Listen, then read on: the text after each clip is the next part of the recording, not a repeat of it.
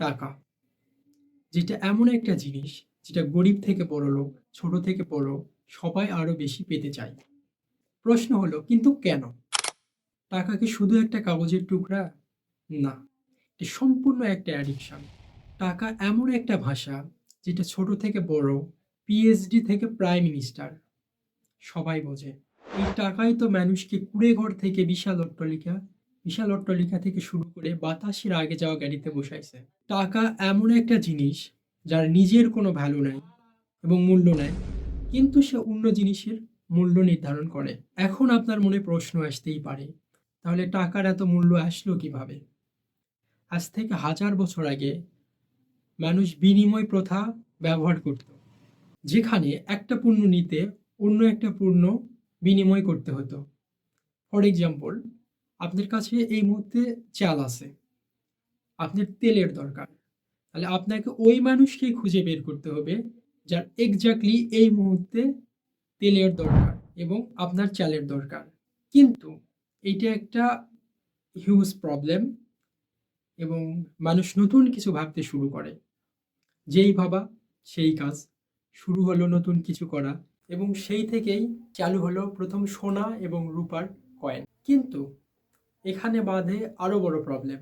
সোনা এবং রূপার কয়েন নিয়ে ঘোরা যেহেতু কষ্টকর, তার উপর চোর ডাকাতের ভয়। তারপর কিছু মানুষ চিন্তা করলো, আচ্ছা, সোনা এবং রূপা নিয়ে ঘোরা যেহেতু এতই প্রবলেম, তাহলে তোমরা তোমাদের সোনা এবং রূপা আমাদের কাছে রেখে দাও, বিনিময়ে আমরা তোমাদের একটা রসিদ দেব, যেখানে লেখা থাকবে আমি আপনার কাছে ঋণী, যেটা দেখে সবাই তাদের সোনা এবং রূপা ফিরে পাবে।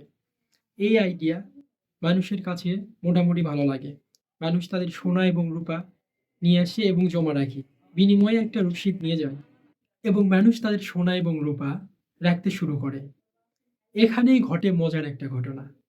যারা সোনা এবং রূপার রাখে, অধিকাংশই নিতে আসে না, কারণ এতদিনে মানুষের বিশ্বাস হয়ে গেছে রসিদ যেহেতু আছে, সোনা এবং রূপা সেহেতু আছে, এবং তারা ভুয়া রসিদ বানাতে শুরু করে দেয়, যদিও তাদের কাছে সমপরিমাণ সোনা এবং রূপা নেই। আর এখানেই ঘটে পৃথিবীর সব থেকে বড় লিগ্যাল স্ক্যাম, যেটা এখনো 2025-এ চলমান। সোনা রাখার দোকানগুলো হয় পৃথিবীর প্রথম ব্যাংক এবং কাগজের রসিদগুলো হয় পৃথিবীর প্রথম টাকা। এখন আমি যদি আপনাকে প্রশ্ন করি ব্যাংক কিভাবে কাজ করে, আপনি বলবেন আমরা যে টাকা ব্যাংকে ডিপোজিট করি সেখান থেকে ব্যাংক লোন দেয় এবং সেখান থেকে ব্যাংক লাভ করে। এই এক্সাম্পল থেকে আমরা বলতে পারি, আমি যদি ব্যাংকে 100 টাকা রাখি, ব্যাংকের রুলস মতে ব্যাংক 10% নিজের কাছে রাখবে এবং বাকি 90% কাউকে লোন দিয়ে দিবে।